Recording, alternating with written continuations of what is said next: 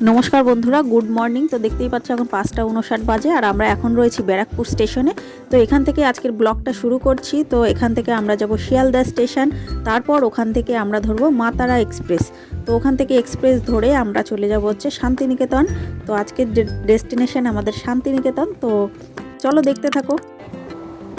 তো দেখো এখানে আমরা মা তারা এক্সপ্রেস ধরে শান্তিনিকেতনের উদ্দেশ্যে রওনা দিয়ে দিয়েছি। তো এখানে আমরা সবাই মিলে মজা করতে করতে আর কি ট্রেনের ভিতরে যাচ্ছি। তো আমাদের ছিল 2 দিনের ট্রিপ। তো দিনের সমস্ত শান্তিনিকেতন তোমাদের ঘুরে দেখাবো, তো সঙ্গে থেকো। আর এই দেখো, বোলপুরের ট্রেন মানেই তো এই সমস্ত বাউল গান এই সমস্ত থাকবেই। তো আর বাইরের পরিবেশটা এত অসাধারণ, মাঝে মাঝে তোমাদের দেখাতে থাকবো, কারণ এতটা ভালো লাগছিল দেখতে জানলা দিয়ে বাইরের দিকটা। তো দেখো এখানে একটা দাদা সুন্দর বাঁশি বাজাচ্ছিল, এত সুন্দর যে আমার কথা তোমাদের শুনতে ভালো লাগবে না। তো গানটা একটু শুনে নাও।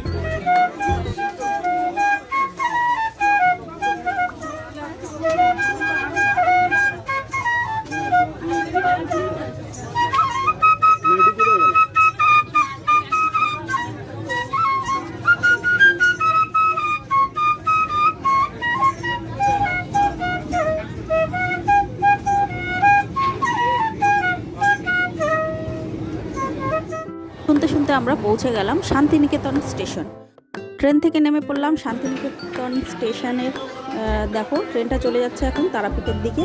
তো আমরা হচ্ছে স্টেশনের বাইরের দিকটা বেরোবো, ওখান থেকে একটা টোটো করবো। এই দেখো এখান থেকে সমস্ত লাইন দিয়ে টোটো রয়েছে। তো এখান থেকে আমরা 2 দিনের জন্য একটা টোটো বুক করলাম, নিল হচ্ছে 1500 টাকা। তো এই স্টেশন থেকে আমাদের সমস্ত স্পট কভার করিয়ে আবার স্টেশনে পরের দিন পৌঁছে দেবে। তো এই দেখো আমরা টোটো করে চলে যাচ্ছি।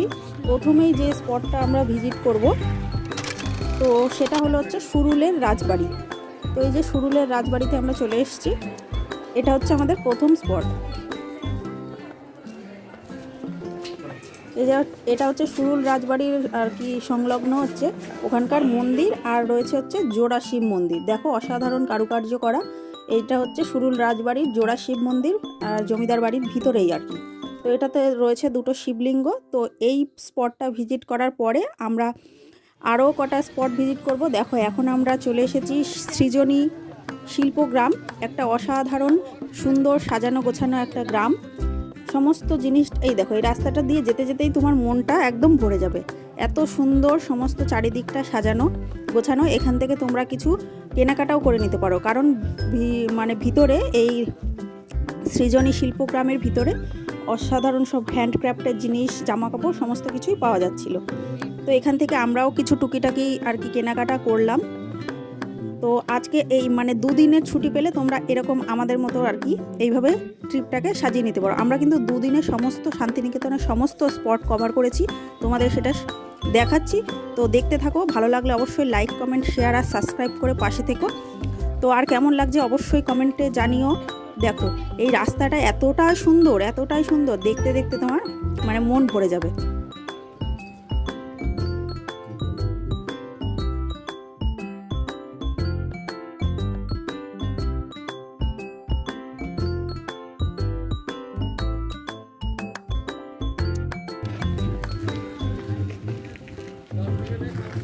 এই গ্রামটাই সুন্দর ছিল, খুবই সুন্দর। তো দেখতে থাকো ভিডিওটা। তো ওখানে আমরা স্পট ভিজিট করার পর আমরা চলে এলাম যে হোটেলে রয়েছি। তো আমরা উঠেছি হচ্ছে মাটির বাড়ি হোমস্টে। দেখো সুন্দর ধবধবে একটা চাদর পাতা রয়েছে, আর দেয়ালগুলো কিন্তু সমস্ত মাটির। ঠিক আছে, এটার নাম হচ্ছে মাটির বাড়ি হোমস্টে। তোমরা গুগলে সার্চ করলে পেয়ে যাবে। তো ওখান থেকে ওদের ফোন নাম্বার সমস্ত কিছু পেয়ে যাবে, তোমরা ওখান থেকে বুকিং করতে পারবে।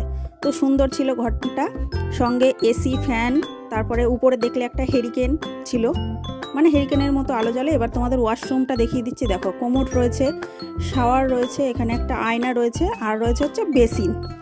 সুন্দর ঝকঝকে তকতকে, খুব ভালো ছিল।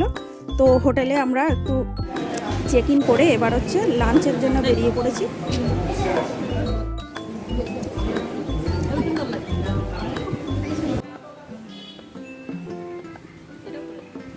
তো দেখো আমরা লাঞ্চ করে নিলাম, লাঞ্চ করে আমরা পরবর্তী স্পটে শালবনিতে চলে গেলাম।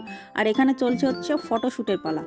তো শালবনি গ্রাম দেখলাম, তারপরে যে প্রকৃতি ভবন ঘুরলাম, ঘুরে তারপরে চলে এলাম একদম সোনাঝুরির হাটে। তো সোনাঝুরির হাট যতক্ষণ বেলা থাকে ততক্ষণ অবধি থাকে। তো আমাদের আর কি লেট হয়ে যাচ্ছিলো বলে খুব তাড়াতাড়ি সোনাঝুরির হাটে আমরা আর কি চলে এসেছি। তো এখানে দেখো বাউল গান চলছে। তো আজকের দিনটা এইভাবেই কাটালাম, সোনাঝুরির হাটে কিছু কেনাকাটা করলাম। তো দেখা হচ্ছে পরের দিনে। গুড মর্নিং সকলকে। তো এখানে একটা বাড়ি দেখতে পাচ্ছ, এটা হচ্ছে সেই বেলা শেষে যে সিনেমাটা হয়েছিল সেটা শুটিং হয়েছিল, আর আমরা ঠিক তার পাশেই যে রয়েছে মাটির বাড়ি হোমস্টে, এই বাড়িটাতে আমরা রয়েছি। তো দেখতে থাকো, একদম সকাল 6:30। তো একটু বেরিয়েছিলাম, পাশে এই যে রয়েছে দেবদারু আর কি গাছের বন, খুব সুন্দর নিরিবিলি একটা জায়গা। তো আমি একা একা একটু হাঁটতেই বেরিয়েছিলাম, খুব সুন্দর ভালো লাগছিল। আর এখানে তোমরা একদম শুনতে পাচ্ছ পাখির ডাকগুলো, বুঝতে পারছো। তো ভিডিওটা কেমন লাগছে অবশ্যই কমেন্টে জানিও, আর ভালো লাগলে প্রতিবারের মতো একটা লাইক করে দিও।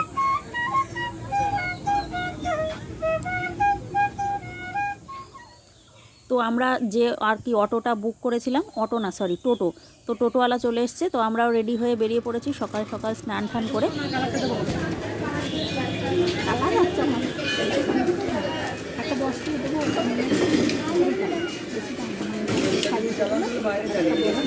ওটাও তো বসতে, শাড়িটাও বসতে, ওটাও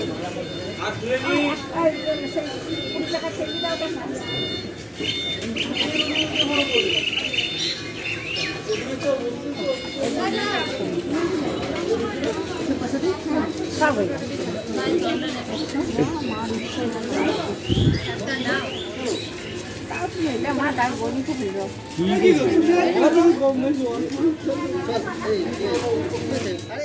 এখান থেকে সমস্ত ফুলের ডালা, ফল, মিষ্টি সমস্ত কিছু নিয়ে আমরা চলে যাচ্ছি এখন মা কঙ্কালী তলার কাছে পুজো দিতে। তো মায়ের মন্দিরে আমরা এখন যাচ্ছি, প্রবেশ করছি। তো এটা হচ্ছে সতীর 51 পীঠের মধ্যে একটি পীঠ। তো আমরা দেখো সবাই মিলে যাচ্ছি মন্দিরের ভিতরে পুজো দিতে। খুব সুন্দর ফাঁকা ফাঁকা পরিবেশে সুন্দরভাবে পুজো দিলাম। তো দেখতে থাকো ভিডিওটা। এরপরে আরও কিছু স্পট রয়েছে, তো সেগুলো আজকে কভার করে আমরা 3:30 ট্রেন আছে, তো ফিরে যাব আজকেই। তো চলো দেখতে থাকো।